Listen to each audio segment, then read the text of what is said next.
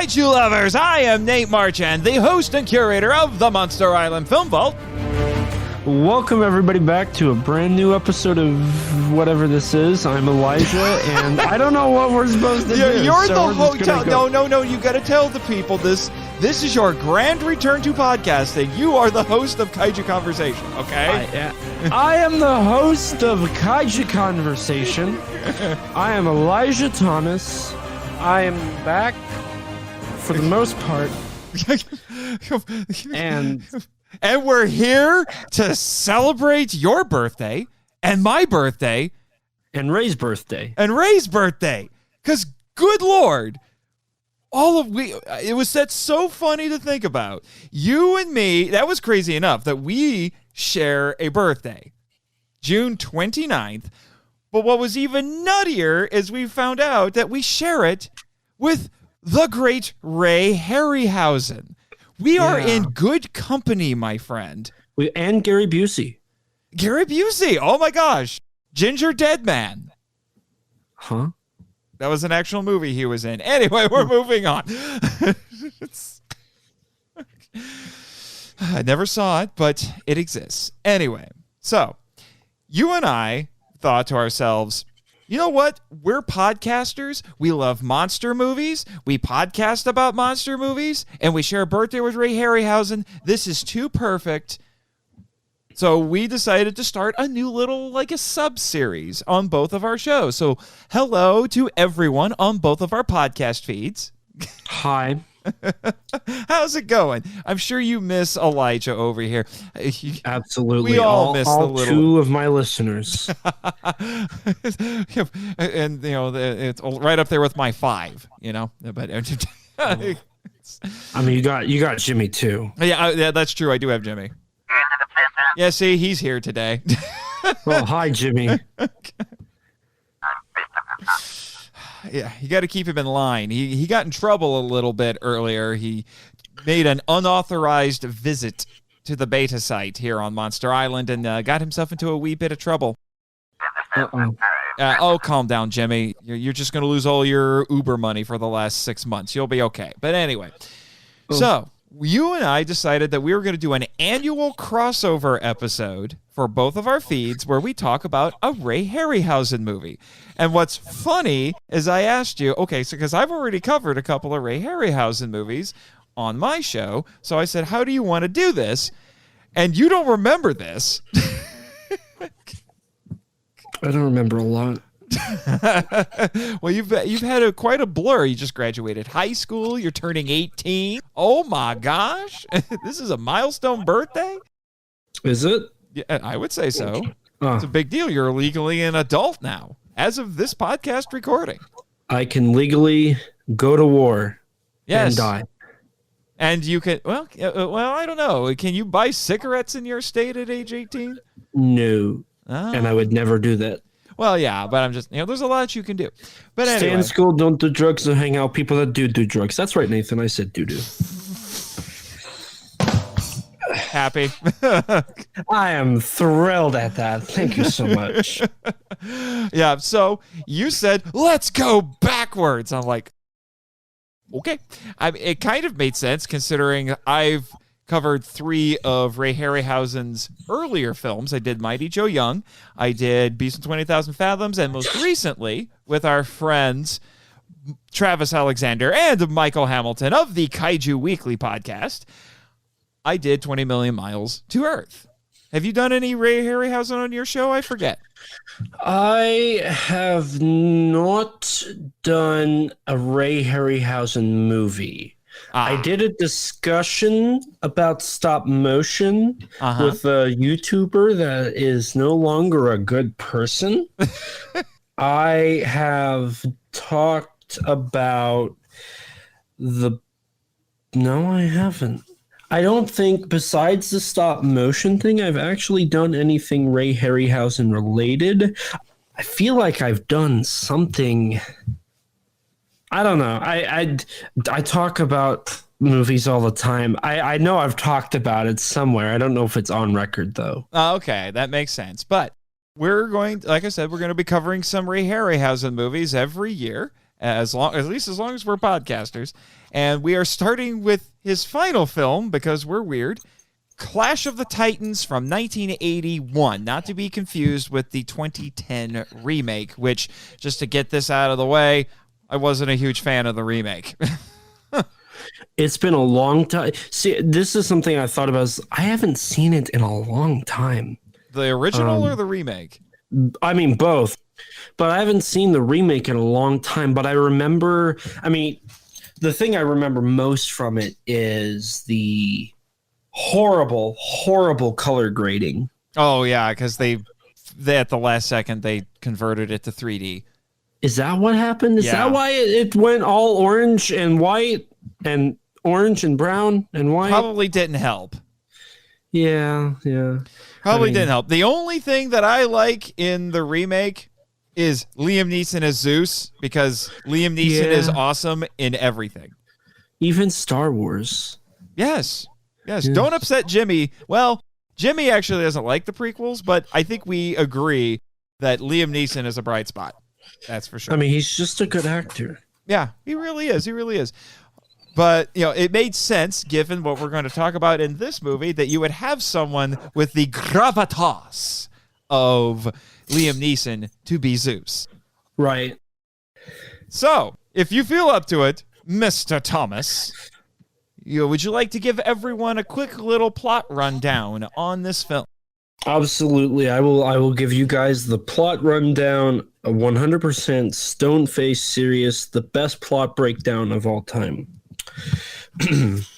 So this dude gets a coffin and throws his daughter and the daughter's baby, his grandchild, into the coffin. He yeets the coffin off of a cliff into the water. The water yeets the coffin away. We find out that the dude whose daughter had the child is actually Zeus's child. And Zeus is like, yo, no, bro, we gotta fix this. He gonna die. We're gonna kill him with our kraken, and then we're gonna save that daughter because I love her. I cheated on my wife for her, and I have a baby. And then from there, the baby got saved. The baby breastfed with the nipples, the big nipples. And they walked along the beaches naked. And then fast forward, and he's all grown up. And then he's like looking at some moon. And then Zeus is like, or not Zeus, one of the other gods is like, I'm going to move you into a coliseum with a weird theater guy. And the theater guy's going to be like, who goes there? And then we find out he's just a cool old dude that's kind of like, sorry for all the theatrics. I just try and scare people because I want them to think this place is haunted. Just like our theater director, trust me, I know. And then he's like, oh my god, there's this beautiful sword. It just appeared out of nowhere. And this beautiful helmet and this beautiful shield. And then he finds out that the helmet turns him invisible. So he runs off to the closest city and he's like, why are these people burning? And then this dude's like, yo, bro, these people, they try to get with the queen's daughter, and then they got the riddle wrong, so they got burned. And then, from there, the dude that got yeeted off the cliff that has a baby who breastfed on the nipple and walked across the beach naked, he was like, I'm going to sneak into this girl's room and look at her. That's Edward Cullen style. And then he walks in, and he stares at her, and then he sees this big birdie headed right for him. You'd think this be in New York. And then the big birdie is like, squaw, squaw, squaw. And then the daughter, the lady that he snuck into the room to look at while she's Andromeda, she gets up, but it's not her actual self. It's like a ghost. And then she walks into the cage, and the bird's like, squaw, squaw, squaw. And then the bird flies away. Perseus, the dude who breastfed and was naked on the beach and got yeeted off the cliff. This is a very important detail, I can tell. Yes, very, very important. He's like, I have destiny. I must sleep with this person. He just gets horny on Maine, and the rest of the movie is him horny on Maine. He just has this raging erection, and that is exactly what he's here for. He's just there to try and satisfy his desires. So the rest of the movie is him fighting scorpions and two-headed dogs and this lady with weird snakes on her hair and this demon dude. The demon dude. Calibus. Dude, the demon dude. He was like the daughter of the woman, of the lady god that moved Perseus into the theater. Son, you mean? You said daughter. Oh, the son. He was the son. Sorry, there's a lot of children in this movie. Only one of them breastfed, though. And then Zeus turns the son into this demon dude who has horns and a long tail and for some reason likes to whip people. Anyway, Perseus and this devil dude, Calibus, they fight. He steals the ring. He wins the daughter, the princess, who he snuck in sleeping. He wins her hand in marriage, and the queen's like, "We're gonna get you married." Monster. After killing a kaiju. Well, not at first. He cuts off Calibus's hand. He answers the riddle. He wins. Everything's happy. She insults the goddess, and then she's like, "How dare you insult me in front of my statue? I'm going to curse you. You're going to have to sacrifice your daughter to the Kraken, or else I'm going to kill all of you."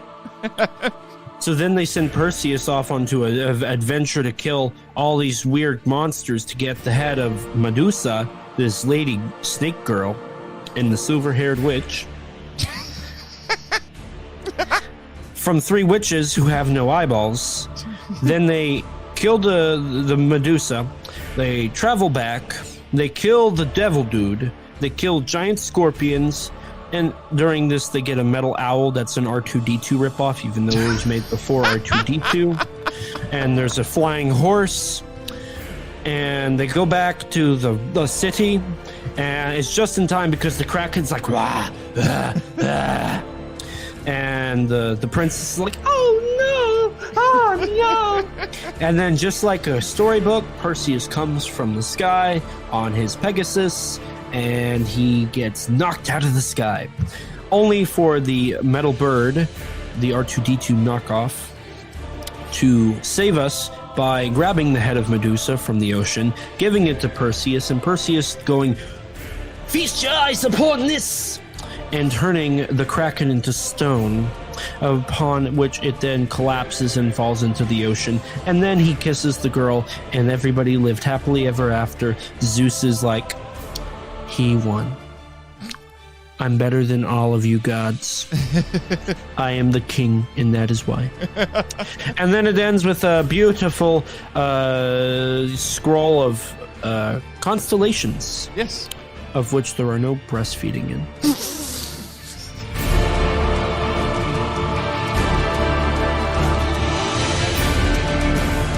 And that's the movie. that's the movie. That you've outdone yourself there, sir.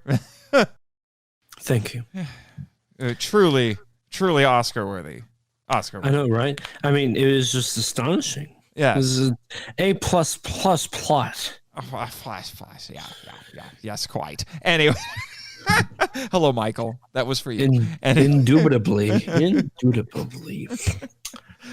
Anyway, so in a lot of ways, I was just going to start this off by saying, even when I first saw this as a wee lad, knowing that this was released in 1981, it was really weird because this doesn't quite feel like a 1981 movie. See, and this is one of my big talking points in the film. I think this film suffers because it was released in 1981. How so? So it was Ray Harryhausen's final film. Mm-hmm. And so it's very grand on scale. But the thing about it is, while watching the movie, because I know it was released in 1981, it reminds me of a movie like Terror from Beyond, that indie film, that clearly wasn't made in the 1950s. It was made in modern day, but they tried to capture that essence of the 1950s giant monster movie, except in this, it's the people who worked on the 1960s fantasy movies doing a fantasy movie in 1981. And when you compare it to what was around, I mean, by this time, Phil Tippett had made a name for himself. Star Wars. By Clash of the Titans, you had A New Hope and Empire Strikes Back. I think The Thing came out in 1981. It might have been early 1982, but I know it was in that same time frame, which that has stop motion. You've got films like, E.T. came out in that time. Are you thinking of Dragon Slayer? I didn't think of Dragon Slayer, but my point being, I mean, Superman, yeah. All of these had came out around this time.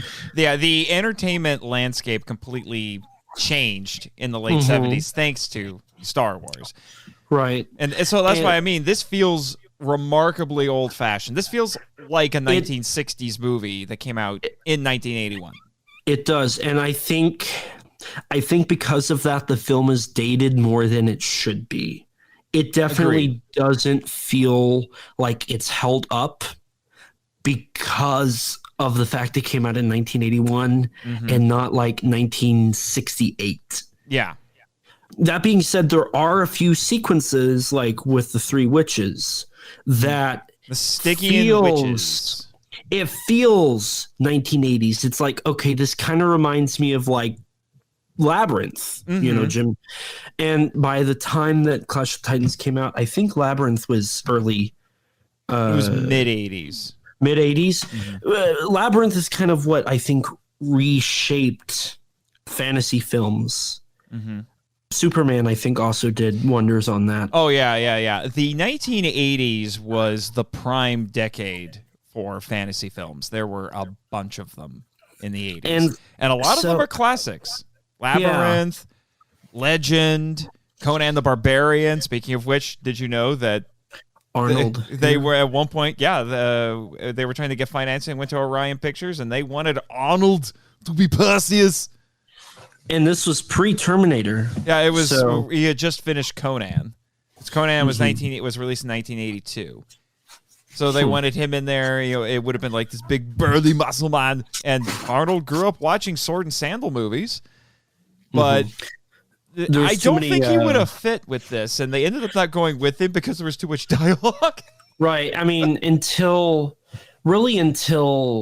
I would say after Terminator was when Arnold started getting. The reason he was picked for Terminator was because there wasn't many lines. Yeah, he was one of those actors that you never gave him a lot of lines.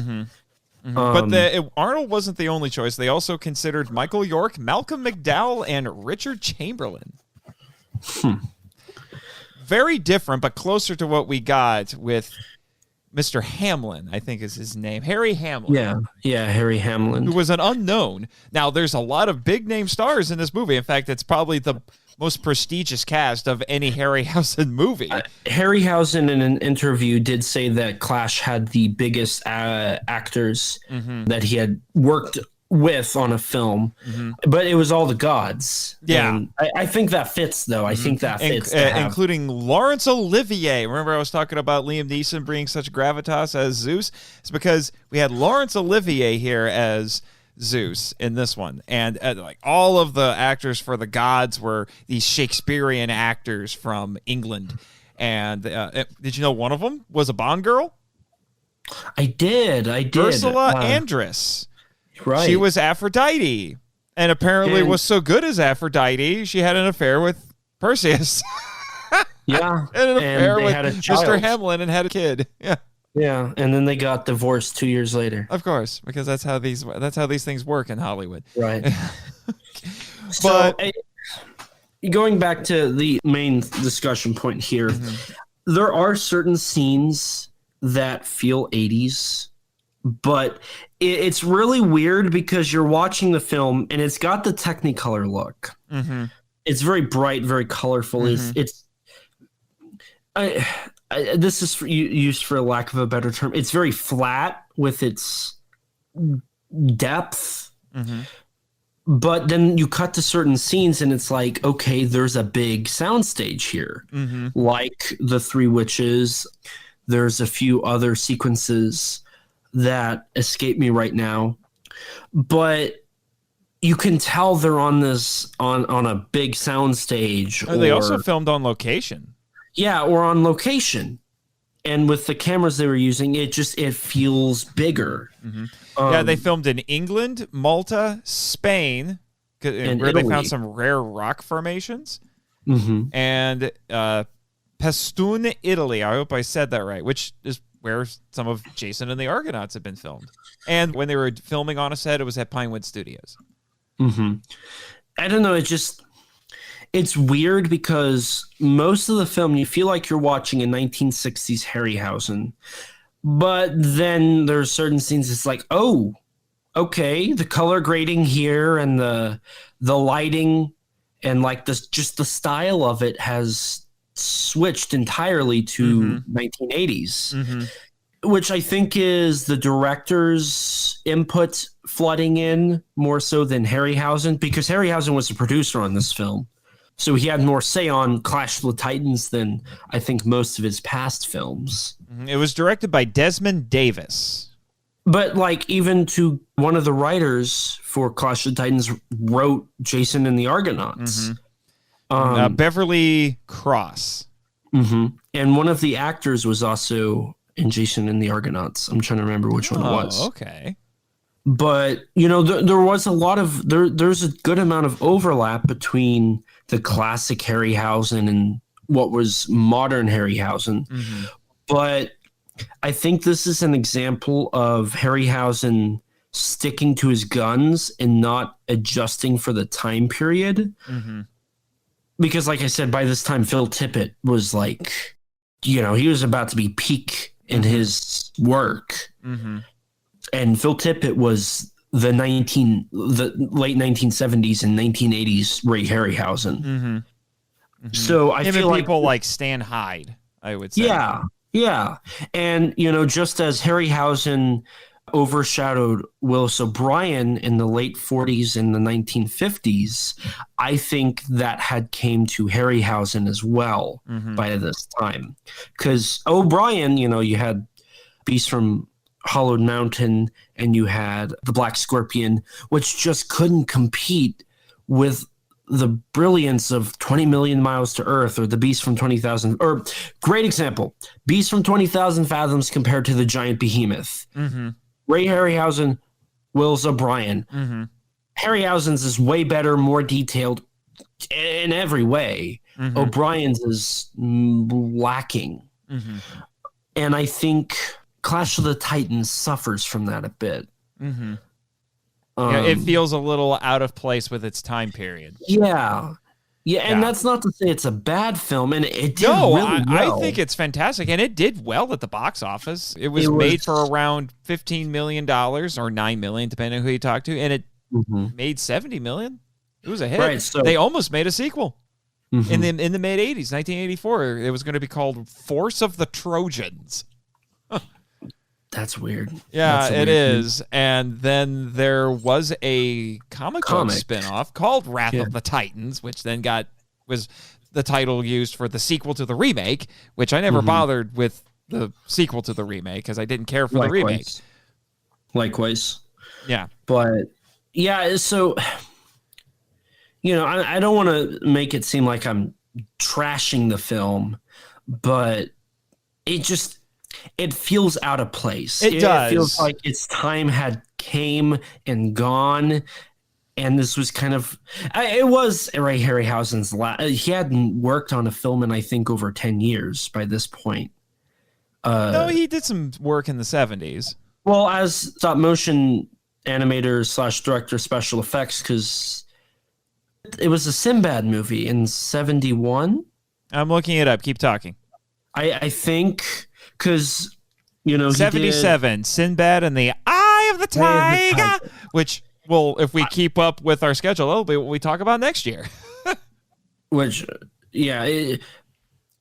before that, he had taken a break, if I recall. Yeah, 73, Golden Voyage of Sinbad. And before that, it was 69 with Valley of Gwangi. So he had been, considering the fact that at one point he was doing a movie every year in the 1950s, and then a movie like every other year in the 60s. Mm-hmm. It took him 3 years to make this one. Yeah, because I know a lot of people claim that the bird, was it the vulture? Bobo? Bubo. No. Bubo, the owl. Bubo was, a lot of people said Bubo was a R2-D2 ripoff, and then Harryhausen said, well, he was made before R2 was out, which, that'd be 76. So it had been it had been a long time Star Wars coming, was 77. But like production of it, I'm sure there were some designs going in probably late 76. Oh yeah. So, 1976 was probably when ideas for Clash started happening. Eye of the Tiger came out in 77, you said? Mm-hmm. And then by the end of that, I think, was when the script was done and they were shopping around trying to get an approval. And, people were saying... Yeah, and it took them a while to get approval. Because of budgets and whatnot. Well, budget, and it got smacked with the censor hammer. Oh, that's right. Because it was the ending was going to be more brutal. The Kraken was going to tear poor Pegasus apart. And in keeping with the actual myth of Perseus and Andromeda, you would have gotten more nipples. She was going to be nude. Just more breasts. Yep. But the censor hammer said no, so they adjusted it so Pegasus does not die, and Andromeda doesn't have to be naked. So, damn. Yeah. So it had taken it a while, and then they started filming in 1980, and then they wrapped up and released in 81. So from 1977 or like 1978, 79, and 80, that was the time they were working on script and then, filming it. So, that's a pretty long time for a film. Yeah, well, and Harryhausen had a rough time with this. This was the first time he had assistants. He was essentially the Eiji Tsuburaya of this film. Steve Archer and Jim Danforth. And Danforth had worked with Harryhausen before and was just going to be Steve Archer, but Steve Archer injured his hand while making the movie. Yeah. And it's interesting that you bring up that this was a thought that just occurred to me. Harryhausen said in an interview that he actually prefers the past to the future. He thinks it's more romantic. The future, he thought, was too focused on destruction. So the fact that we have a movie being released in 1981 that feels like it belongs in the 60s actually makes some sort of weird sense. Yeah, it's very poetic. But obviously Harryhausen basically retired after this. I wonder if part of it was because his style of special effects was old hat, but I also think it was because, and I saw this in several sources doing the research, he was just burnt out by making this movie. That's why for the first time in his life, he actually used assistants. Yeah, and I think at some parts it shows. Like earlier in the film, I think the stop motion is... the superimposition is not good. There are some shots where it doesn't look very good. I was kind of disappointed on my rewatch. A lot of it reminds me of the late 1960s Daiei Gamera films with its superimposition. Oh, that's harsh. Oh, that's harsh. Is it like Guiron levels superimposition? Oh, that hurts. Show a Gamera is hard for me to watch without Joel in the box. Like when they're about to go on the boat, on the boat to ride the Death Sea. Am I getting that? The River Styx. Styx and Charon. Yeah, when they're about to get on Charon's boat, all the fog in that is just that was like, ow. I've seen like 1979 John Carpenter's The Fog, There's an example of like a film where they probably superimposed some fog on the film, and I thought it looked way better than Clash of the Titans. And the fog, I think, was on a lower budget too. Which is interesting because I just said this was quoted at $15 million, which interestingly was by far the most expensive movie that Harryhausen ever made. In fact, the Ray Harryhausen podcast went so far as to say that was more than the combined budget of every movie he made before this. Which is really weird. I don't know. It's just... Well, it's because thanks to Star Wars, movies like this were more expensive. Yeah, I mean, that's Star Wars and Jaws. Jaws is what really kicked it off. Mm-hmm. It's weird because I feel like his earlier films, they might have been less... What's the word I'm looking ambitious? For here? Yeah, they might have been less ambitious because I feel like I think 20 Million Miles looks way better than Clash on a special effects level. Besides the ending, I think the ending is where... I disagree with you, sir. I think I have to agree with Harryhausen's best friend in the world, Ray Bradbury. Medusa is his crowning achievement. Ooh. I mean, Medusa was pretty good. All those little snakes.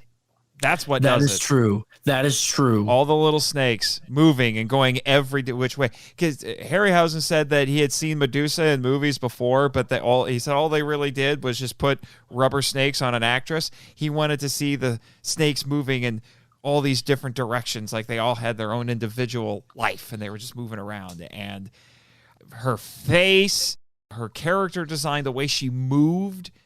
There's some optical effects with her when she uses her petrification powers, and her eyes get big and glow green. Her eyes are amazing.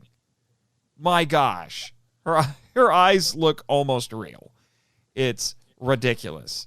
And then that whole sequence with her sneaking around, the fact that she's lit by firelight, and somehow Harryhausen replicated that, and it looks amazing.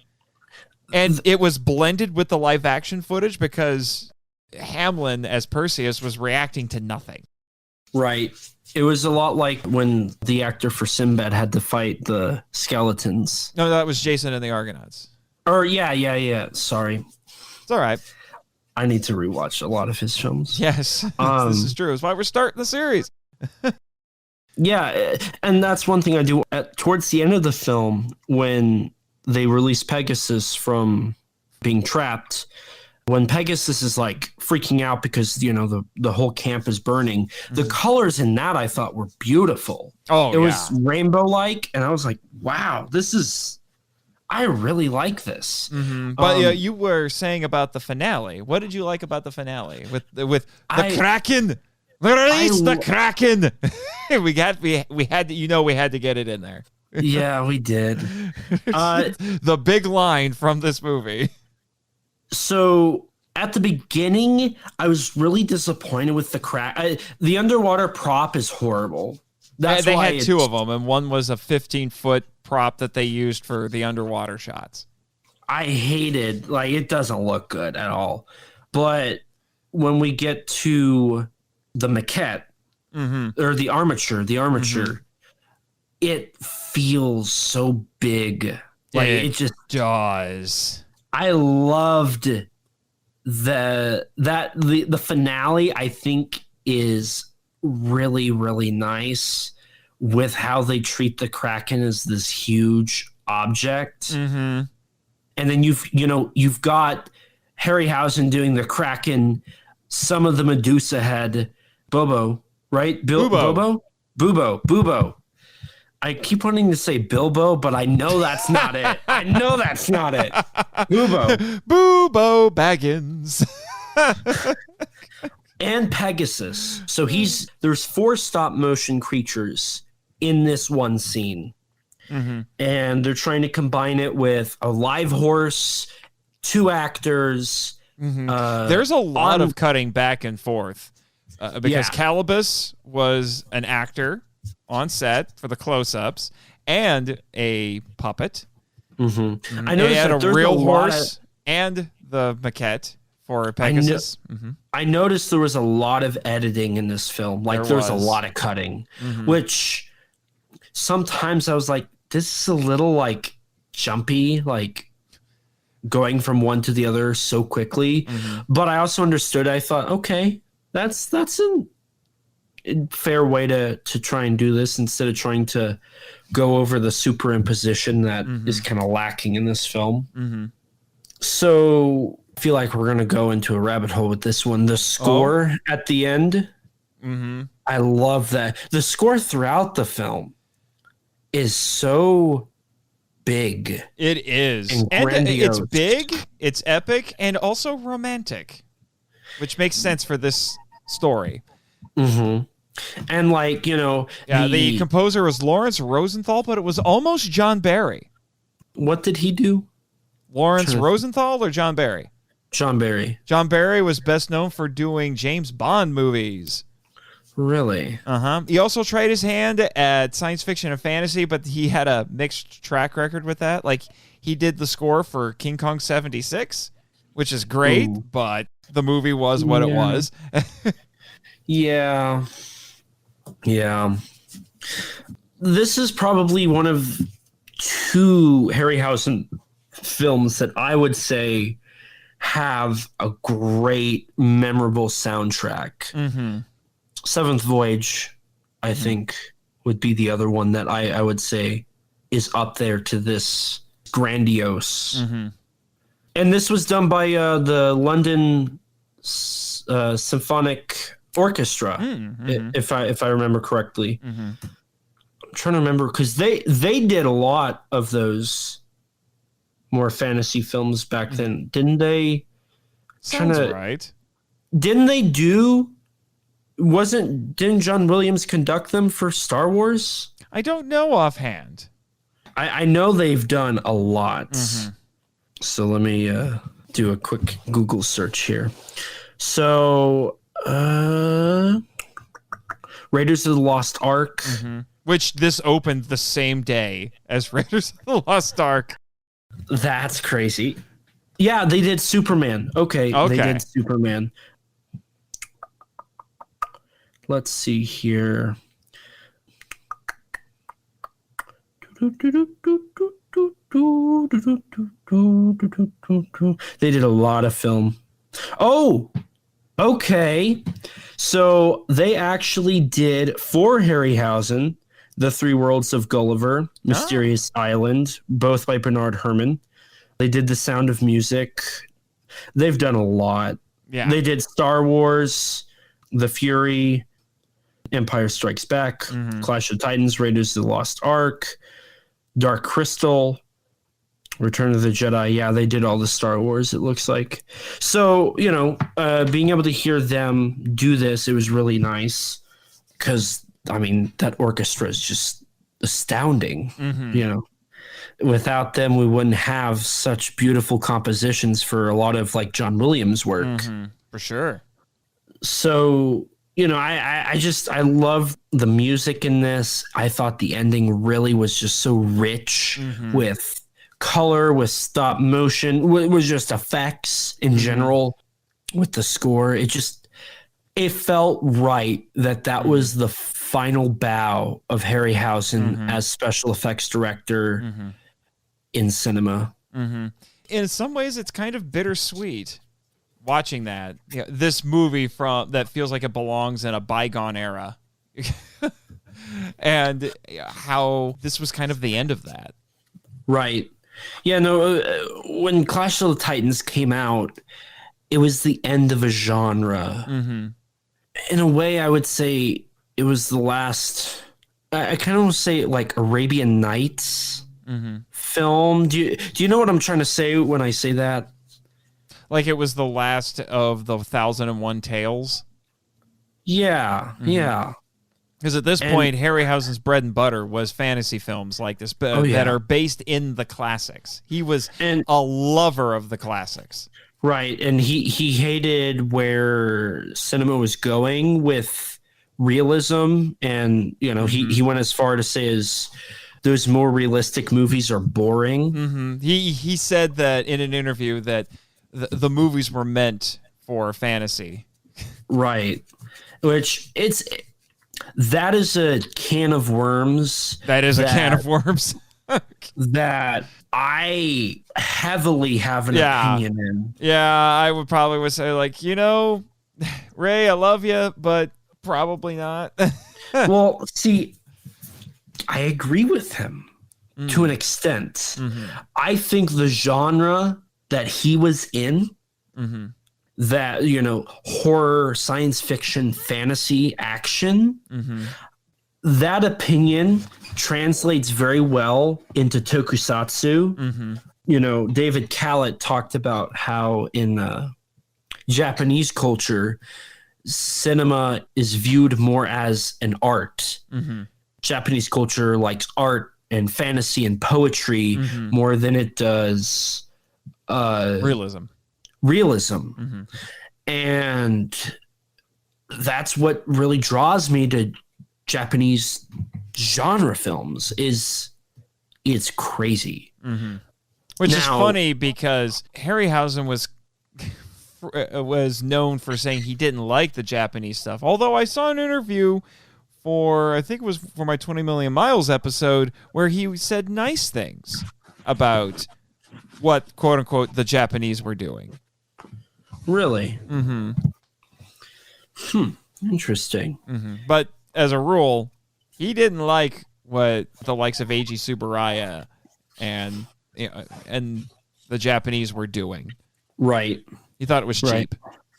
Right. In which I would go as far to say is what Tsuburaya was doing is what kind of ended up altering the landscape of special effects, which is kind of what put Ray into this era that by the 1980s was gone. I think the reason why the Godzilla films of the 1980s and 90s don't feel dated is because the idea of miniatures with, mechanical parts or men in suits or puppetry was really the push of special effects in that era. I mean, you still saw, like in Terminator, there is stop motion. In RoboCop, there is stop motion. But it's very different from what Ray was doing.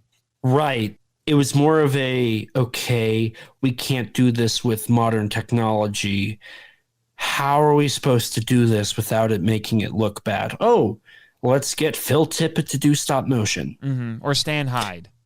Right. And then, of course, Jurassic Park came out 10 years later. 10 years later completely changed the landscape.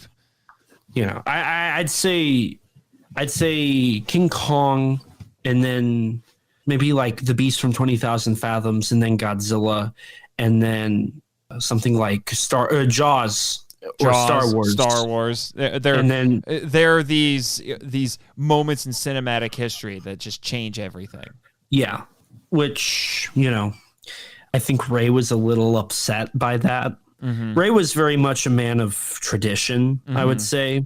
I mean, he grew up on stop motion. He mastered the craft of stop motion. He died on stop motion. Like he did not change his ways. No. He kept to what he knew best. And that's both admirable and I think a hit to his genius because of the fact that he couldn't go anywhere different, but he could keep putting out gold with his effects. Because, I mean, Ray Harryhausen is the greatest stop motion artist of all time. I will die on that hill. Other than potentially Willis O'Brien, because without Willis O'Brien, there would be no Ray Harryhausen. Willis O'Brien is the godfather, but Harryhausen is the king. Oh, yeah. Yeah. No question. I respect O'Brien, but I feel like if I saw like Clash of the Titans or Beast from 20,000 Fathoms in theaters, I would not see the jerking that I saw in like King Kong. And like I said, if you compare Beast to Behemoth, I think it's night and day the quality. Harryhausen had imitators back in the 60s, for sure, who they just could never do it as well. Right. Another, a film that came out around the time Eye of the Tiger came out, Planet of the Dinosaurs. Mm-hmm. That had pretty good stop motion and a little wink to Harryhausen with the Rhedosaurus appearing. Mm-hmm. And that film, that definitely is a film of it feels more early 70s than 1977. Mm-hmm. But like that's another one of those, I think, last hurrahs of stop motion for the prime usage in its films. Mm-hmm. Do you want to switch on to a different topic here? Oh, I'd love to. I'd love to. I've got plenty of notes that we could go into with this. There's a lot that we could bring up. I have a lot of notes about Medusa and how that scene, like I said, we talked about the sensor hammer. They also, this is the funny thing, the Medusa scene, which is, I think, one of the greatest scenes in this movie. I've made that known. Did you know that scene got hit with almost got hit with the sensor hammer in both the United States and Britain, but for very different reasons? It wouldn't surprise me. Yeah. The American censors were worried about Medusa basically being topless. Right. I mean, she has exposed breasts, but they're covered in snake scales. So Harryhausen had to play with lighting to get around that. Mm-hmm. But the American censors didn't have any problems with her getting decapitated. Meanwhile, the British censors didn't care about the nudity, but they were worried about the decapitation. It's like pick your poison here. Basically. So it's just funny how that all worked out. This is, by the way, the only Harryhausen film that is rated PG. Although you were joking, it's like, how is this PG? Because it has nudity. It's also the only Harryhausen movie with nudity. But this was before the PG-13 rating existed. Although I did once rent a movie as a wee lad that was rated PG, and it had some brief nudity in it, and my mother was not happy with me. Was it a dinosaur movie? No, it was Robot Jocks, the full moon movie with the stop motion robots. Interesting. Yeah, I was like, she's like, what? How? It's like, you brought this movie. I was like, I didn't know. I was surprised that you are.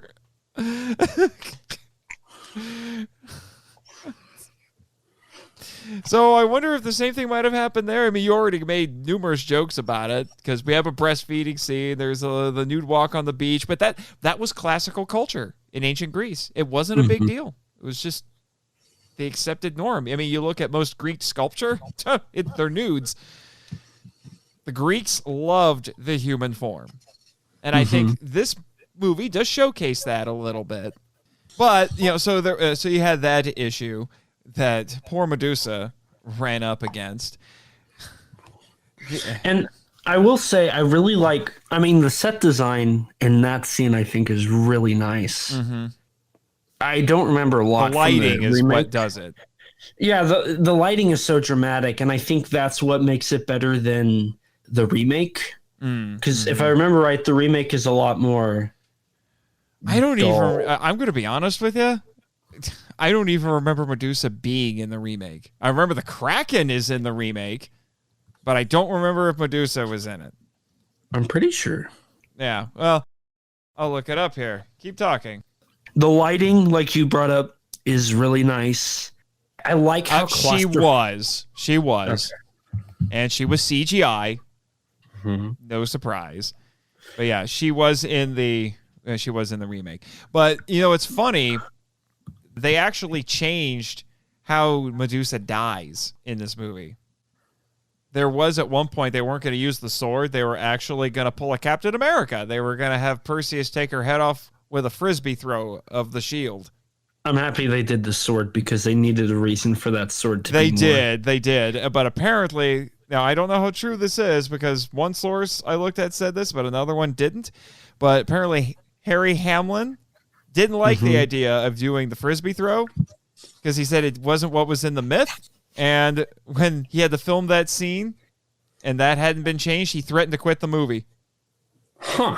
Mm-hmm. And he stayed in his trailer to the annoyance of Charles H. Schneer, who was the producer, and Ray Harryhausen, and the director. And they managed to get him to come out, according to this story, by changing the scene. Interesting. It was a big deal. And this movie did take some flack for taking some liberties, which is funny because Harryhausen was a lover of the classics, and he said, like, if we adapted these stories exactly as they were, they wouldn't be that interesting a movie. So we had to take some liberties. Right. And honestly, I looked up an article that outlined the liberties that were taken from the original Perseus myth, and a lot of the myth is in there. There's a lot of it in there, but then they changed some things that's more just kind of and here's the thing. I would argue that when it comes to mythology, you're allowed to reinterpret it and to retell it in a different fashion, because that's how myths always work.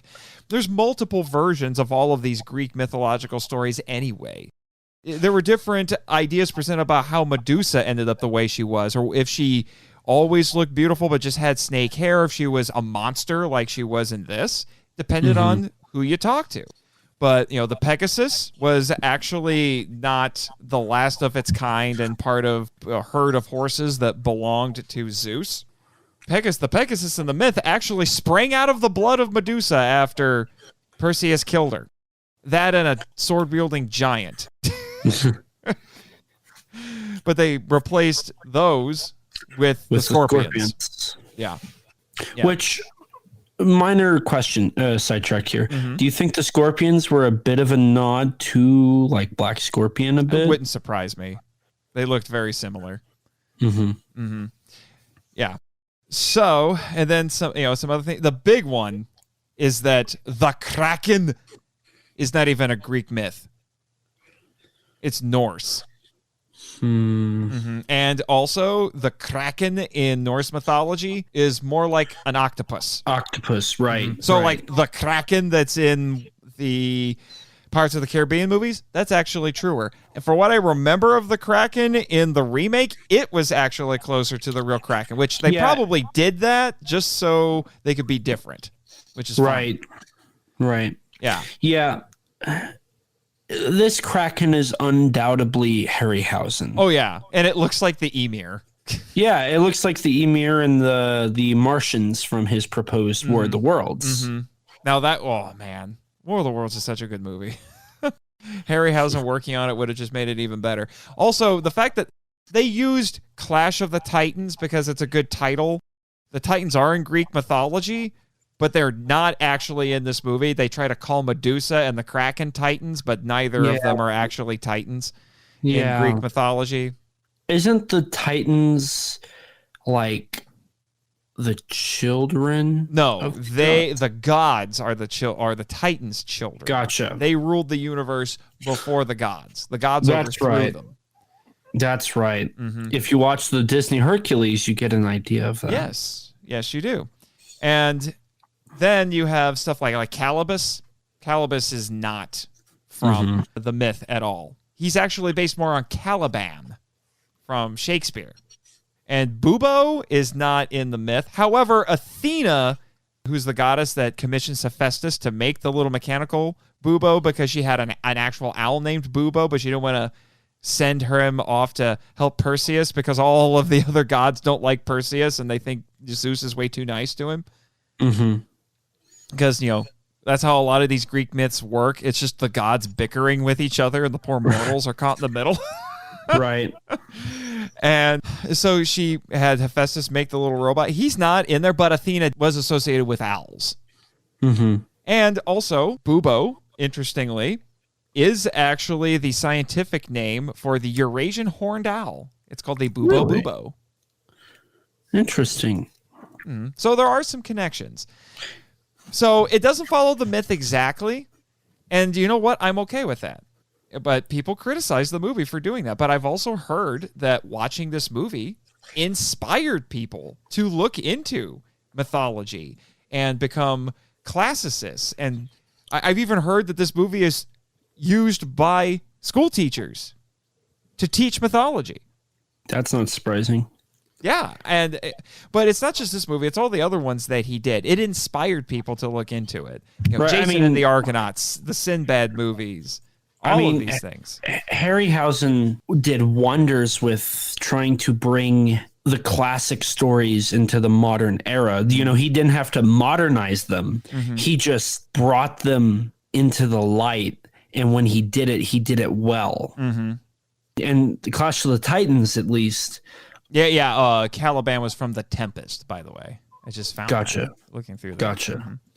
Mm-hmm. Clash of the Titans is like, correct me if I'm wrong, but the theater mentor, caretaker for Perseus. Ammon, played by Burgess Meredith. This is the second movie this month that I have watched that has Burgess Meredith. And the other one's being... theoretically being released the same day as this episode because he was in Beware the Blob. Burgess Meredith, Rocky, you're a bum, Rock, you're a bum. And now he's a mentor in this. He's like the one American actor in this, other than I think Harry Hamlin. Correct me if I'm wrong, but he's not in the myth. Ammon, there is a character named Ammon in Greek mythology. I'll look that up here really quick.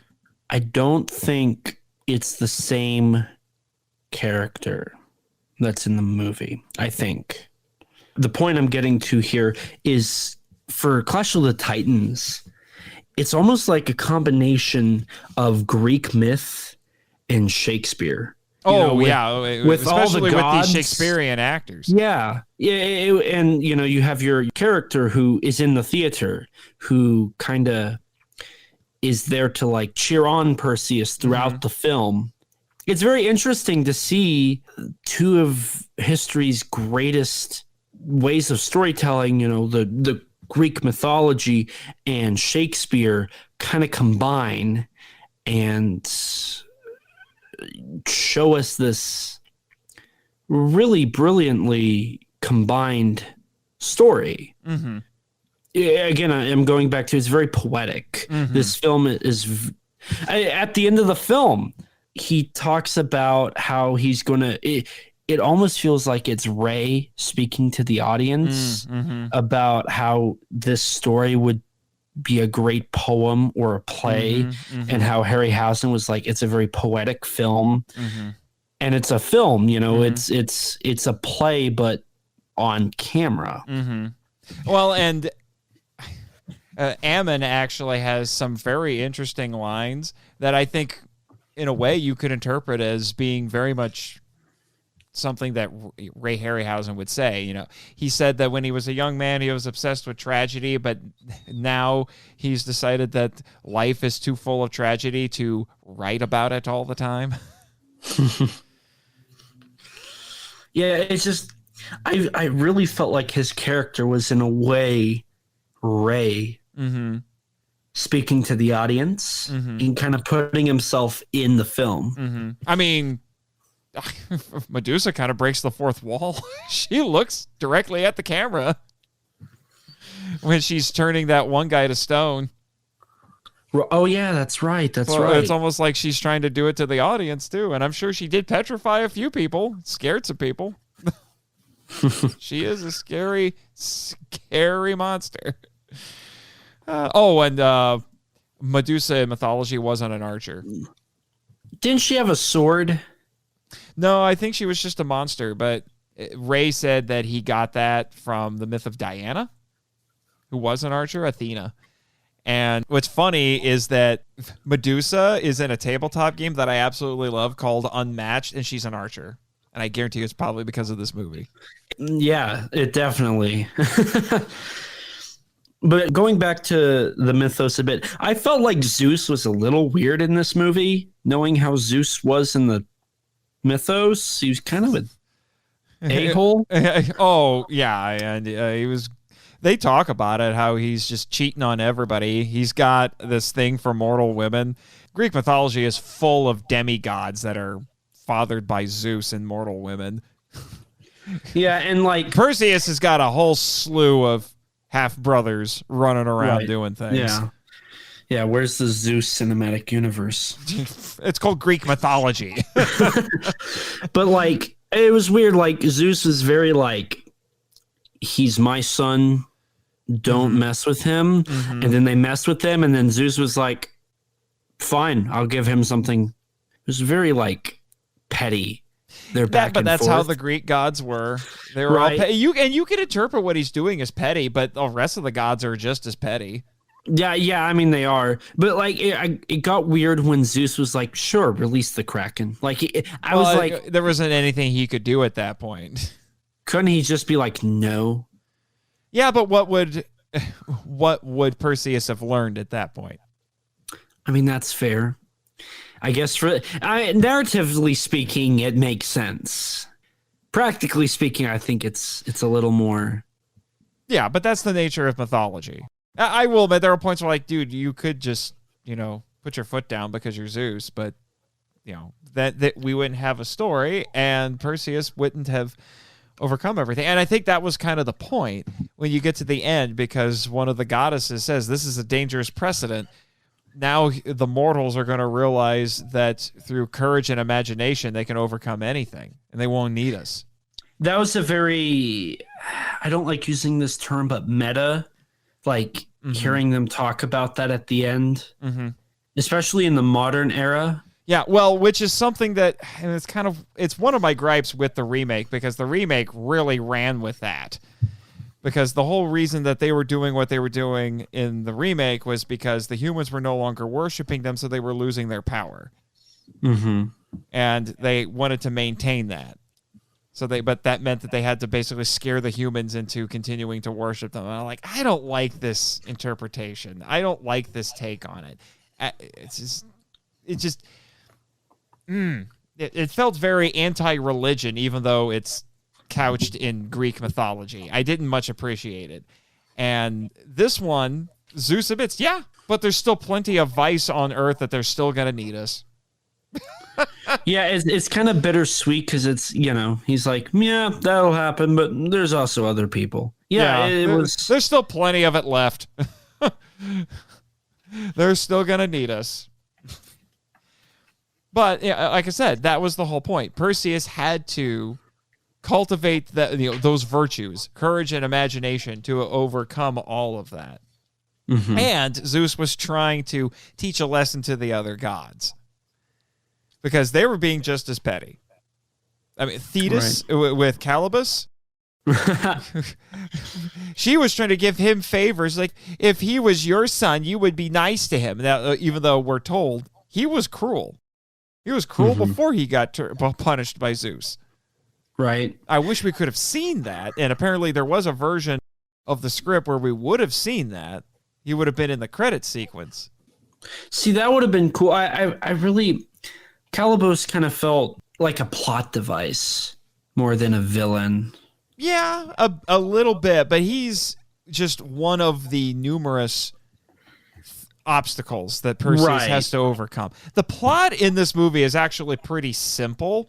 There are all of these things that he has to overcome, which is very in keeping with Greek mythology. They liked doing that, where you would have these, where the plots are simple, but the whole story is about overcoming each obstacle and being strong and clever when you do it, because that's very much what Perseus is in this. Which is why I'm glad that they didn't have Arnold. As much as I love Arnold, it wouldn't have really worked, because he would have been this big muscle man. And the physicality would have been great, but Perseus doesn't always use his physicality to win. He has to be clever. He can't slay the Kraken. He needs Medusa's head to do it. He has to be clever. He can't just walk up to Medusa, outmuscle her, and kill her. She has a bow and arrow, for one thing, and if she looks at you, you turn to stone. So he has to be smart. He has to watch her with the reflection in the shield, and then wait for her to come by, and then decapitate her. He has to be clever, and I like that. And that wouldn't have worked with Schwarzenegger, I think. Right, yeah, I feel like, because Arnold's more brawn over brain. Now watch Conan. Conan is not terribly clever, but he's incredibly strong. Yeah, I mean, he's very mighty for sure. Defeat your enemies. To curse your enemies and see them driven before you, and to hear the lamentations of the women. Yeah, like that's kind of Arnold's whole shtick. Yeah, as Conan, then. anyway. So, it was crush your enemies. Yes. He couldn't come across as a very brainy individual, I think. Not to mention, I just don't think he wouldn't have worked for the romantic scenes either. Yeah, he's too strong of a presence and an actor to have those personable moments, I think. Yeah. I would agree with you there. As much as I love him, he's great as Conan, probably not really your Perseus. But like I said, I see what you mean by that. And they didn't shy away from that. The goddesses all complain about Zeus doing that. They talk about it. He's like, he's got this weakness for mortal women. He keeps taking different forms so he can go do things. And he's got all these kids running around. And so their resentment actually makes sense. But one of the other goddesses is like, is he really doing this for Danae? Perseus' mother is like, no, it's not for her. It's because he takes pride in his son. Right. And I like that thought. And I think it's something that really resounds with people, especially young men, that, the idea of your father taking pride in you. So he's going out of his way to help you out. Because Perseus does get a fair amount of help from the gods. He also gets a lot of obstacles thrown his way by the gods. Another issue I have with the remake where we don't really have that. We got Zeus saying, oh yeah, I like Perseus, but he's not really helping him. Not really, for what I remember. Mind you, it's been years since I've seen it, but yeah, like you said, it's very basic, but it works, and it tells the story it needs to tell. And Calibus doing what he's doing, it fits in with that. He was the original suitor for Andromeda, which is not in the myth, but so he's whisking her away and trying to woo her, but she's having none of it.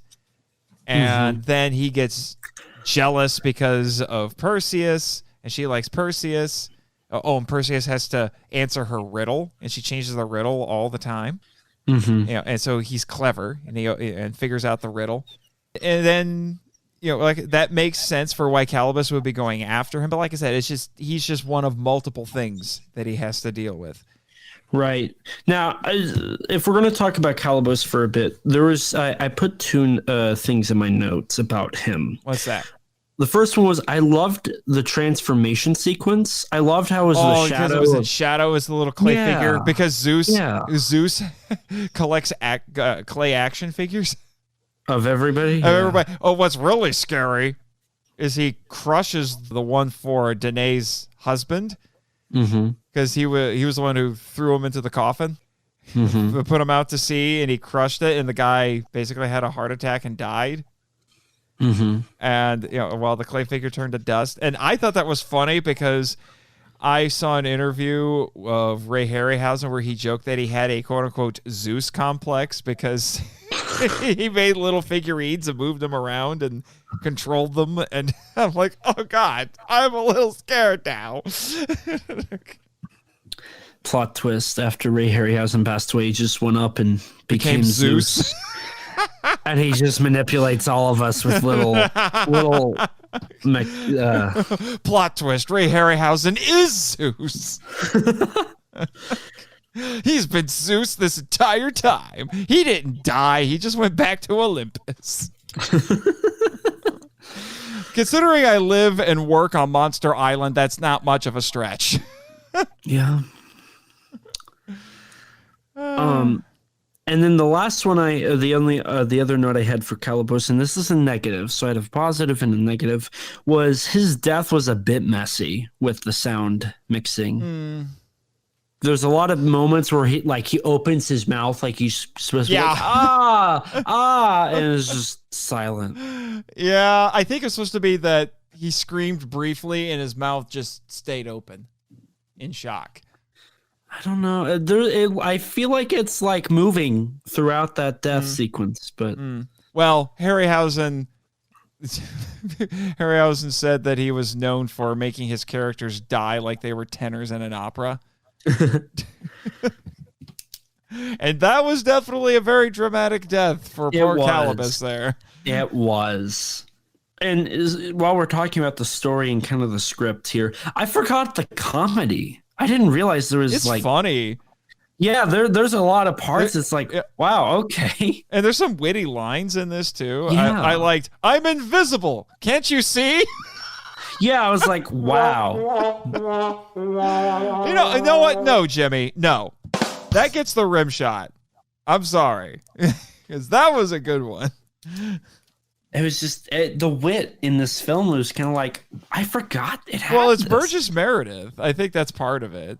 Burgess Meredith was a very veteran actor. He'd been acting for like 50 years at this point. Rocky was just the latest thing he was doing. And Bubo, the physical comedy with Bubo, because he doesn't quite work, which I think was a plan by Athena. She's like, no, I'm not going to give him my actual owl. I'll make the robot, I'll make the clockwork double, but he'll be kind of defective. Yeah. He won't work quite. Yeah. But let me tell you, Harryhausen fans are very protective of Bubo. You do not mess with the Bubo. I actually read somewhere that Bubo later appeared in a Justice League animated episode.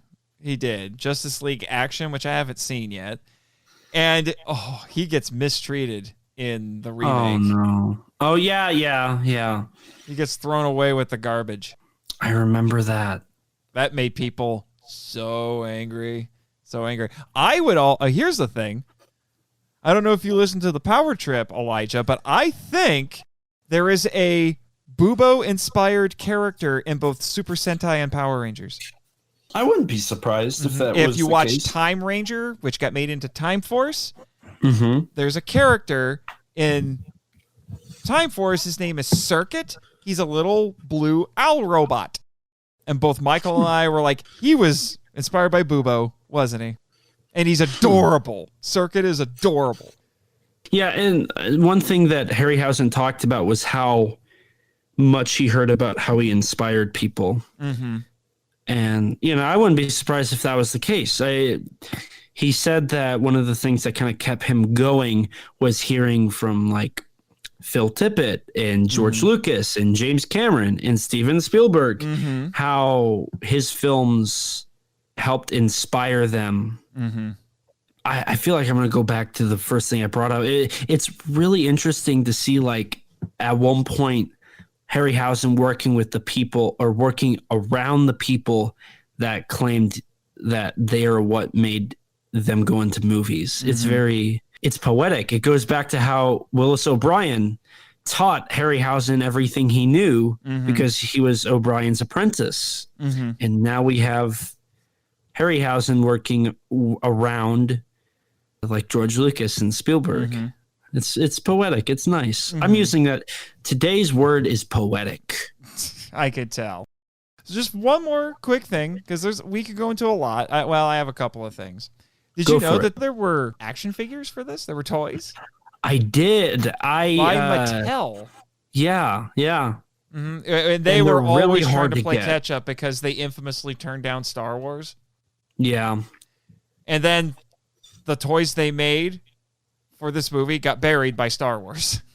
Yeah, they didn't do well, and then now they're like really hard to get. They're really hard to get, but they had a bunch of them. They had little figurines for the different characters. They had a big Kraken, yeah, and they had a Pegasus that was modeled after a girl's horse doll. And what's really crazy is apparently they had a working prototype for a Clockwork Bubo, but they never released it because the rest of the toys didn't sell. Yeah, I would love to get my hands on a Kraken. Oh, we may have to scour eBay a little bit, see if we can find it. Not for the $700 price tag, I'll be honest. Yeah, it's gotten a little nuts. It's funny how that works. And just a fun little fact, shout out to our friend Danny DeManna. The novelization of this film was written by Alan Dean Foster, who was a prolific fantasy and science fiction writer. Wrote some Star Wars. He wrote a lot of things. I feel like I read that somewhere when I was doing my little look into the research. I would be curious to read this novelization because I hear he goes into a little more depth about the characters, which typically happens in novelizations because you're allotted the space to do it. Right. So, yeah. there's a lot we could go into about this, but I think we've gone on plenty long. So unless you have anything else to add to this, I think we can call our first Harryhausen crossover special a success.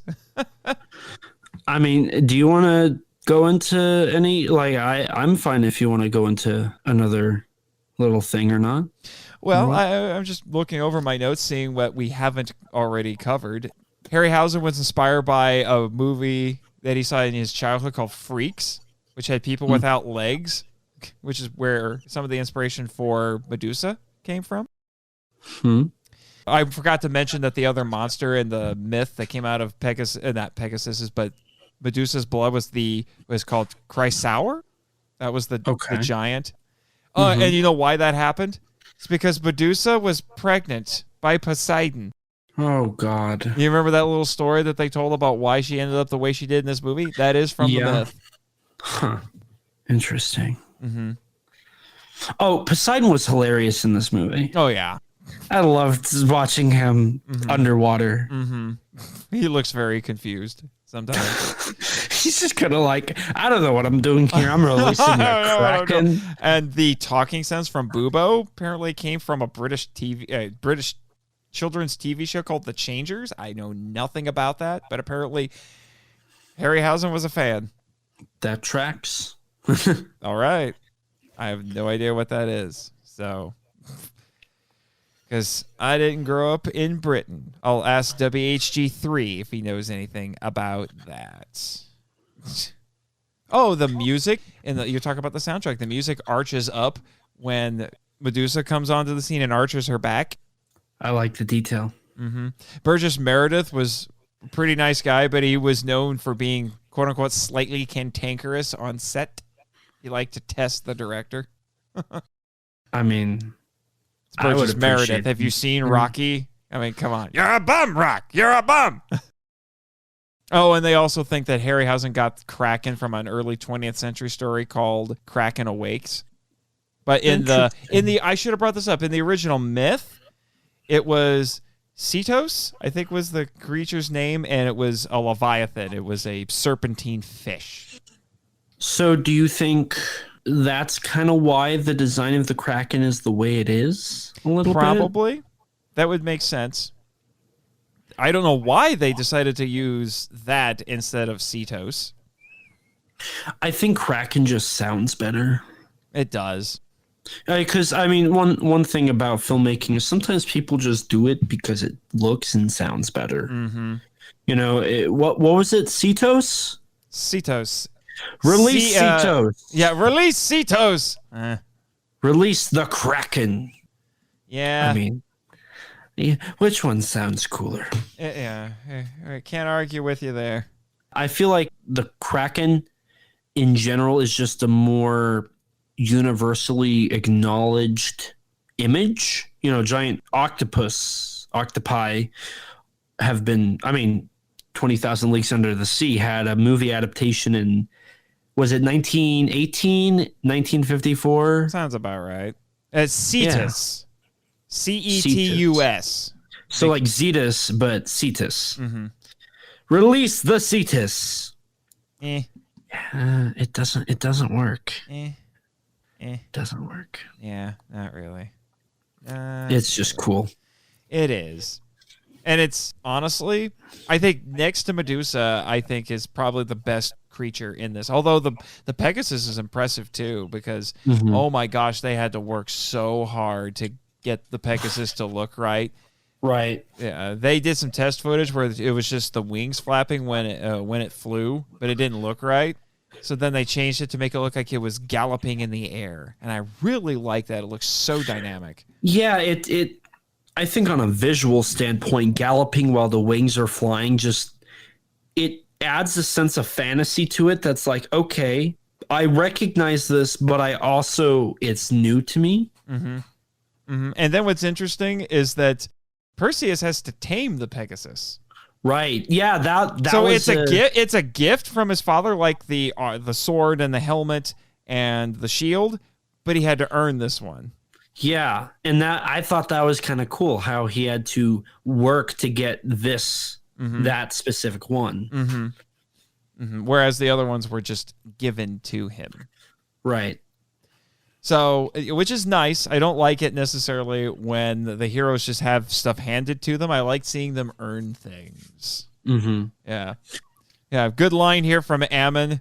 Call no man happy who is not dead. Amen to that one.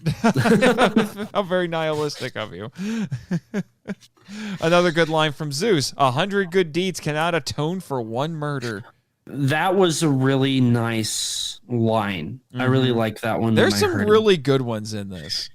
And I think that goes back to the attempt to be a little Shakespearean. Oh, yeah, for sure. For sure. Yeah, these are, that's basically most of the important notes that I have. Oh, I have one last criticism. Oh, what's that?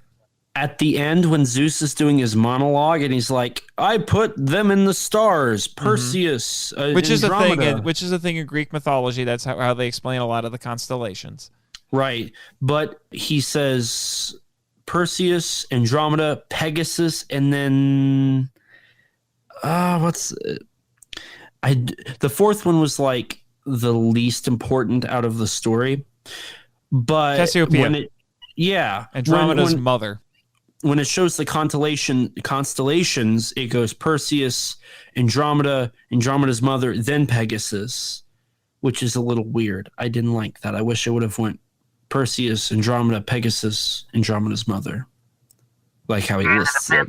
I'm with Jimmy. That's very nitpicky. I know it's a nitpick, but like I saw it, and I was like, "Oh my god, why did you do it that way?" Like I went all like, "Why? So you freak out over the weirdest things, dude. it's the little things that matter. Apparently, that for you, that is the case. Although, let's be honest, we've all done that at one point or another. Be nitpicky? Yeah. Oh, here's that actor you were trying to remember earlier, Jack Gwilliam. Jack Gwilliam. Yeah. Yep. Yeah. He was Poseidon, and he was King Aetes in Jason and the Argonauts. Yeah. Yep. That sounds right. Yep. Amazing what I find just rummaging through my notes. Oh, by the way, the late great Siskel and Ebert both loved this movie and gave it 3.5 out of 4 stars in case anyone cared. You know, when I looked, I was kind of shocked. The Rotten Tomatoes score for this is 65. That angers me. I was really surprised by that. Yeah, that angers me. Speaking of those scores, do you kind of want to give a overall kind of like final opinion on the film? Yes, we can give some final thoughts right now. I don't usually assign scores unless I go on to Kaiju Weekly and then we have to do the Godzuki scores, but I hang out with Godzuki, so I don't give scores. Fair enough. Yeah. I usually just kind of throw out like, I mean, it's decent. I like his X out of 5. Yeah. But I mean, if you want to do that, you go ahead and do that. I would, if I had to give it a score, twist my arm and make me give it a score, probably give it a 4 out of 5. I think it was a relic when it came out, but it's a relic in the best way possible. It's an old-fashioned, classical adventure story with some of what I think is some of the greatest work Harryhausen ever did in his career. The Medusa scene alone is just uncanny and unequaled, I feel like, in many ways. There was never anything like that before and never anything quite like it after. And it's a time capsule. It was a time capsule when it came out, like I said. And if you haven't seen it, I hope you do go and see it. I think it's better than the remake. And I also would love to see this get the star treatment. You know, apparently the Harryhausen Institute actually recorded a commentary with Harryhausen on the movie, but it's not been released yet. See, that is what the ultimate Criterion Ray Harryhausen box set should include. Mm-hmm. If that ever happens. If it ever happens. So I'm going to go a quick little tidbit facts about copyright on this film and Harryhausen's other films. So this film is one of the 3 that are owned by Warner Brothers. The other 2 being The Beast from 20,000 Fathoms and The Valley of Gwangi. If you want to count the Animal World too. So in theory, Warner could do a 4-movie box set with those. Disney owns 1 million years BC through their acquisition of Fox. So that's going to be in kind of limbo. And at one point, Columbia was going to pick up Clash of the Titans, but they passed on it due to budgetary reasons.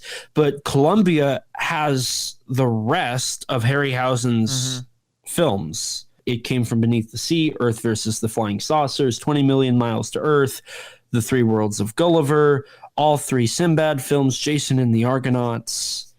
All of those, Columbia was the one they worked with. So, kind of surprising Columbia didn't work with Harryhausen this one last time. It's kind of disappointing, too. Oh, well, right? Right. But, I mean, overall, the film is a lot more dated than I remember. Mm-hmm. It was instantly dated when it came out. Mm-hmm. And now it's even more dated. I like the effects. I enjoy them. It's a little disappointing that it came out in 81 in that regards, but it's not horrible. It's just disappointing that Harryhausen didn't do anything new. Granted, we've established that was just kind of his thing. Feng shui. But it's a fun movie. When I think of Harryhausen, there's 2 things I think of. I think of the Ymir on top of the Colosseum, and I think of the Kraken rising up from the ocean near those rock formations before he tries to grab Andromeda. So I think it's one of his most memorable films. I think it was my first Harryhausen film I saw. I think it might have been mine as well. I remember catching this on TV one time. It's a great film for what it is. It's clearly Harryhausen. Undeniably Harryhausen. Absolutely. Rewatching it today was interesting. I have some nitpicks and I have my gripes. You are the littlest gatekeeper, after all. Yeah, that's what you tell me. But it's got plenty of nudity. That makes everything better for you? People are going to think that that's like a selling point for me, and it really isn't. I could care less. There's actually not all that much. I had to keep the joke going. Yeah. I haven't mentioned breastfeeding or nudity at all. Well, fun fact, the girl who played Andromeda, that wasn't her in the nude scene. That was a body double. She couldn't do it. I was like, I don't think the actress would actually let the side nipple. I was like, I'm pretty sure that's a nude double. So I'm not surprised by that, and I'm happy that I was thinking of that when you're talking about the editing, because there's clearly an edit where they switch, and it's actually her. Yeah, so I'm kind of happy I could pick up on that. Maybe I do know what I'm talking about for the most part. Maybe you do sometimes. All right, so to wrap things up, I'm going to play my credits because I don't think you have any credits to play. Not yet. I will briefly say, hey, everyone, go check out my spinoff podcast, Henshin Men, which is about Henshin heroes, and The Power Trip, a journey through the Power Rangers franchise that I co-host with a couple of good friends of ours, Travis Alexander on Henshin Men and Michael Hamilton on The Power Trip. And I want to give quick shout-outs right now to our MIFV Max patrons on Patreon, Travis Alexander, as I already mentioned, Danny DeMana, Eli Harris, Chris Cook, Bex from Redeemed Otaku, Damon Noyes, The Cellcast, Tofu Fury, Eric Anderson, and Ted Williams. And since I'll be playing my credits live, Elijah, let all the good folks know where they can find you and where they can find this podcast and everything else. Okay. I don't have the script because I didn't bring my tablet because I forgot it. So we're just going to do this off the top of my head. Oh, no! Thank you guys so much for listening. It's great to be back, and I'm excited for the future. We should be getting a new episode coming out in like 2 weeks, probably after this episode comes out. Little tease for you. It's not going to be anything exciting. It's just going to be catching up, learning about all the fun stuff that we've been doing since we haven't uploaded. How dare you? So, yeah, right. So I'm Elijah, You can find me on YouTube at ET13 Productions. I haven't uploaded like in a year on that account either. So yeah, but you were busy graduating high school. Yeah, and or was it kindergarten? I forget. I don't keep track anymore. I feel like I got held back too much. You can find me on Twitter at ET13 Productions, or if you want to follow my personal account, which is whatever is going on in the mind of one Elijah Thomas, you can follow me at eThomas1975. You can find me on Instagram at ET13 Productions, or on Facebook at Elijah Thomas, which again, I don't really post a lot, so you're just going to get a lot of empty stuff. But, you know, maybe you want to message me, be like, hey, it's nice to hear that you're podcasting again. It's great. You should also leave us a review on Apple Podcasts. Give us a 5-star. Lots and lots of 5 stars. Yeah, I would really appreciate to get above a 2.2 because some people don't like the people I'm friends with. I don't know. I've done nothing to you people. I'm a good person. I pay my taxes. You don't know my politics. You don't know how I view things. Maybe we agree. You don't know. Nobody knows. Well, some people know, but not a lot of people know. I feel like I'm a fair person. So if you could leave us a review, I'll read that on air. A 5-star would be great. I would just like to bump it up so people don't think that we are absolute garbage. You can follow the podcast at Kaiju_Converse on Twitter, on Facebook. Which might be about shoes. You know, I've been waiting for somebody to make that joke. I've made that joke before. I don't know if you've said it to me though. I feel like I don't feel like anybody has ever pointed out the fact that it's Converse, like the shoes. Thank you so much for that, Nathan. You're welcome. Or on Instagram at Kaiju Conversation. We also have a YouTube channel, Kaiju Conversation, where you can listen to an exclusive interview with Ready Player One and Godzilla vs. Kong designer Jared Krzyzewski. I think I mispronounced his last name, along with some other bonus things. Speaking of which, you should be expecting a little bonus video coming up in the coming weeks. All in celebration for the reboot, the return, the exciting second chapter of the Kaiju Conversation saga. It's probably like the 3rd or 4th at this point. But a lot of exciting stuff to come. I appreciate you guys hanging in.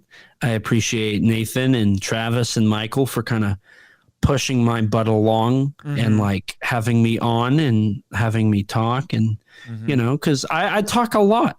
I talk a lot. And I should get back on the mic and talk more. Yes, you should. And not only do you have that, but we also are going to be at G-Fest, and we're going to be paddling together. I was keeping that a secret. There's the announcement, guys. I didn't say anything yet. I don't know if I was. I was just kind of like still getting around that. But yeah, that's happening. That's going to be exciting. If you want to meet me, I don't know why you would want to meet me. He has a face. I'm not that special. I'm a 6'1", blonde-headed Caucasian that's slightly overweight. There's nothing special about me. I sometimes you're wear a glasses. Tall, chubby towhead, is what you're saying. I don't know if I honestly, I feel like I've lost weight, so it's more just like slightly overweight. But yeah, that's happening. That you know, if somebody's like, "Are you Elijah from Kaiju Conversation?" I remember going to G-Fest and recognizing people by their voices, and I'm like, I know that voice. And I look over, it's like, you don't look how I pictured. Anyway, maybe we're going to have a good time. Good time will be had by all. So it'll be fun. Yeah, it'll be great. Got everything covered? Go on Patreon and support the Monster Island Film Vault. I don't ever do plugs for Patreon, so go to www.patreon.com. Well, then set an example. Rejoin MIFV Max right now. And they're back. They just joined. That's what that moment of silence was for, was them to go and do that, and then they come back. Okay, So, sure. Well, if you've got everything covered. There's one thing we both missed. Oh, what's that? We both write for Kaiju Ramen Media magazine. This is true. And they have a new issue that will be coming out very soon. And we both have articles in there. We do. I don't know what you wrote about. I know what I wrote about. I wrote about Gomez and Duras. I wrote about a more obscure title. I usually don't like to announce what I write about, just simply for the surprise. Mm-hmm. But I will just say this. It's about a lost film that has quite the interesting history and a lot of importance to where it comes from. But in researching it, I found out there are other films that are also giant monsters. So now I'm going to have to look into those, maybe do a little essay about those. But we also write for the website. Do you write for the website? You write for the website. Yes, you do. I write for the website too. I've posted a few. KaijuRamenmedia.com. KaijuRamenmedia.com. And you can follow that on Twitter at Kaiju Ramen Media, right? Yes. That's okay. Cool. I know what I'm talking about. So support those. It's run by our friends Travis and Michael of the Kaiju Weekly podcast. Great guys, and they put a lot of effort into this. Mm-hmm. So much. I'm honored to be able to help them on this not painless. There's probably some pain that comes with it. This kind of painful journey that they've put on themselves, but it's been fun and I've enjoyed it a lot. And I'm happy that both me and Nathan can work with them on that. So yeah, for sure. Yeah, it's that's been great. And you know what else has been great? This episode, dang it. Yeah, I just keep going. I don't want it to end. Yeah. I mean, just wait until we do some more Harryhausen next year, which is going to be, like I said, Sinbad and the Eye of the Tiger. There's going to be so many Rocky jokes next year when we do this. I've never seen Rocky, and I think I'm going to keep it that way just so I don't know anything you're talking about. What? How dare you? I don't watch pleb films. I watch pleb films? But yeah. Okay. All right. You and me, Littlest Gatekeeper, we need to have a conversation. But first, I got to get us off the air. That's right. So please, everybody, remember, life's too short to not talk big. All right, Jimmy. Cue the credits. Thank you for listening to the Monster Island Film Vault, a podcast produced and hosted by Nate Marchand. If you want to join the discussion and be heard on the show, we'd love to hear from you. So email us at feedback@monsterislandfilmvault.com. Our website is monsterislandfilmvault.com. Follow us on Facebook and Instagram at Monster Island Film Vault, and on Twitter, where our handle is @TheMonsterIsla1. You can subscribe to us on YouTube, Spotify, and TikTok. Follow Jimmy from NASA on Twitter at NASAJimmy and our many other colorful characters using the links in the show notes. The podcast logo was created by Tyler Souls from TylerDrawsComics.com. Our theme song is Wanderer on the Offensive, live edit by B33J, Sarax, Juan Madrano, and Nonsensical Lexus, which is a remix of Counterattack Battle with the Colossus and The Opened Way Battle with the Colossus by Kootani from the video game Shadow of the Colossus. All film and audio clips belong to their respective copyright holders and no infringement is intended or implied. Please rate and review us on Apple Podcasts, Spotify, and or Podchaser to spread the word about the show. You can also support us by joining MIFV Max on Patreon. The Monster Island Film Vault is a Moonlighting Ninjas media production. Sayonara!